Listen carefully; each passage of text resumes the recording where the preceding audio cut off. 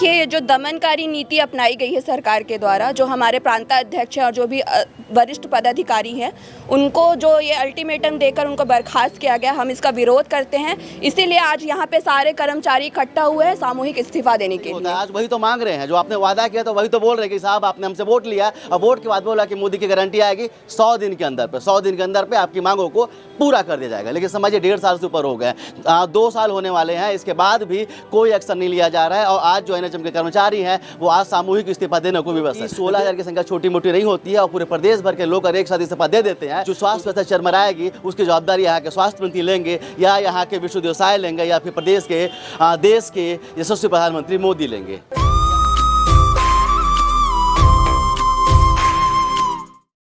NHM के कर्मचारियों ने सरकार को अपनी मांग मनवाने की पूरी कोशिश की। आपको पता होगा लगातार कई दिनों से आंदोलन चल रहा है और एनएचएम के जो कर्मचारी थे उन्होंने कभी खून से खत लिखा तो कभी पीपी किट लेकर भीख मांगने पहुंच गया और कभी यहाँ पर यज्ञ भी करवाया कि सरकार की आंखें खुल जाए। लेकिन आखिरकार शासन ने तुगलकी फरमान जारी करते हुए 25 लोगों को बर्खास्त कर दी, उनकी सेवा बर्खास्त कर दी। उसको देखते हुए प्रदेश के जो 16,000 एनएचएम के कर्मचारी हैं सामूहिक इस्तीफा यहाँ पर देने को पहुंचे हुए हैं। आपको बता दूं मैं अभी मनेन्द्रगढ़ पे हूँ और ये सीएमएचओ कार्यालय है, लेकिन साहब निकल नहीं रहे हैं। यहाँ के जो मुख्य जिला चिकित्सा अधिकारी हैं वो निकल नहीं रहे हैं। उनको कहीं ना कहीं से आदेश आया है कि सामूहिक इस्तीफा नहीं लेना होगा। लेकिन समझिए जिस तरह से 25 लोगों को हटा दिया गया, उनकी सेवा समाप्त कर दी गई है, उसको देखते हुए जो प्रदेश भर के जो एनएचएम कर्मचारी हैं आज अपने पूरा का पूरा छत्तीसगढ़ में प्रदर्शन कर रहे हैं और सामूहिक इस्तीफा दे। तो चलिए उनसे पूछते हैं कि आखिर ये सामूहिक इस्तीफा क्यों देना पड़ रहा है, क्या अब उनकी उम्मीद खत्म हो गई है कि सरकार उनकी बातें नहीं मानेगी, उनका क्या सोच रहा है सब मुद्दों पर, तो उन्हीं से बात करते हैं। जिस तरह से आज आप लोग आए हुए हैं सामूहिक इस्तीफा दे रहे हैं, पूरा प्रदेश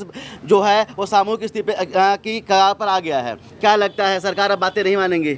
सर देखिए, ये जो दमनकारी नीति अपनाई गई है सरकार के द्वारा, जो हमारे प्रांताध्यक्ष हैं और जो भी वरिष्ठ पदाधिकारी हैं, उनको जो ये अल्टीमेटम देकर उनको बर्खास्त किया गया, हम इसका विरोध करते हैं। इसीलिए आज यहाँ पे सारे कर्मचारी इकट्ठा हुए हैं सामूहिक इस्तीफा देने के लिए। जिस तरह से आप लोग यहाँ पर आए हैं, सीएचओ साहब जो हैं वो निकल नहीं रहे हैं, चैम्बर पे बैठे हुए हैं, शायद उनको भी ऐसा कुछ आदेश मिला होगा कि इनका इस्तीफा नहीं लेना है। क्या लगता है अगर नहीं निकलेंगे तब भी आप लोग खड़े रहेंगे यहाँ पे? जी सर, हम लोग यहाँ पर सब खड़े ही रहेंगे और डटे रहेंगे शाम तक, जितना टाइम भी नहीं निकलेंगे फिर भी खड़े रहेंगे यहाँ तक। अब देखिए ये हालात पूरे प्रदेश भर के हैं और कहीं ना कहीं एक स्थिति ऐसी पैदा हो गई जिसमें सरकार को समझ में नहीं आ रहा कि आखिर करना क्या है। आखिर इनकी बातों को माना जाए या इनका सामूहिक इस्तीफा ले लिया जाए। जिस तरह से आप लोग प्रदर्शन कर रहे हैं और आखिरकार आज आप लोग सामूहिक इस्तीफों को पर आकर अड़ गए हैं, क्या बोलना चाहते हैं सरकार से, क्या बोलना चाहते हैं, उनकी मंशा कैसी लगती है आप लोगों को? सरकार से हम ये बोलना चाहते हैं कि ये दमनकारी नीति बंद करे कर्मचारियों के ऊपर। एक तरफ वार्ता करने का बात करते हैं, दूसरे तरफ हमारे अधिकारियों का सस्पेंशन करते हैं, तो ये तो वादा खिलाफी है, सरकार को सोचना चाहिए। दूसरी चीज़ मैं ये बोलना चाहूँगा, हमारे जो 25 साथी बर्खास्त हुए हैं, आज हम लोग पूरे ज़िले में 33 ज़िले में सभी जिलाध्यक्ष अपनी टीम को लेके आदरणीय सीएमएचओ साहब को अपना सामूहिक त्यागपत्र देने के लिए आए हैं। जैसा कि आप देख रहे हैं अभी हम लोग सीएमएचओ ऑफिस के बाहर खड़े हुए हैं।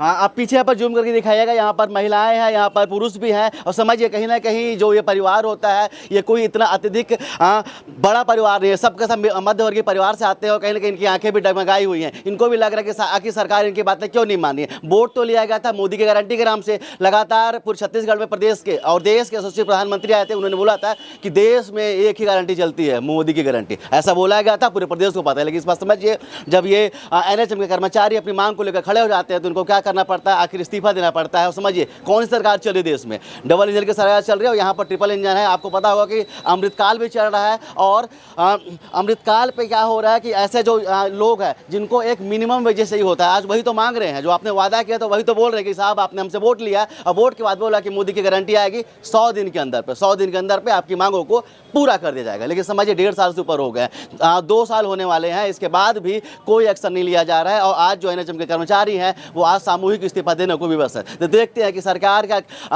का अगला कदम क्या होता है, क्या वो इस्तीफा लेती है, क्योंकि अभी तक जो जिम्मेदार हैं वो ऊपर बैठे हुए हैं, नीचे आने की हिम्मत उनकी नहीं हो रही है। तो सरकार क्या सोचती है, सरकार इस्तीफा लेती है, अगर इस्तीफा लेती है तो बिगड़ी हुई जो स्वास्थ्य व्यवस्था होगी उसकी जवाबदारी कौन लेगा? अगर कुछ दुर्घटनाएं घट जाती है लगातार, क्योंकि 16,000 की संख्या छोटी मोटी नहीं होती है और पूरे प्रदेश भर के लोग एक साथ इस्तीफा दे देते हैं, तो जो स्वास्थ्य व्यवस्था चरमराएगी उसकी जवाबदारी यहाँ के स्वास्थ्य मंत्री लेंगे या यहाँ के विश्वविद्यालय लेंगे या फिर प्रदेश के देश के यशस्वी प्रधानमंत्री मोदी लेंगे।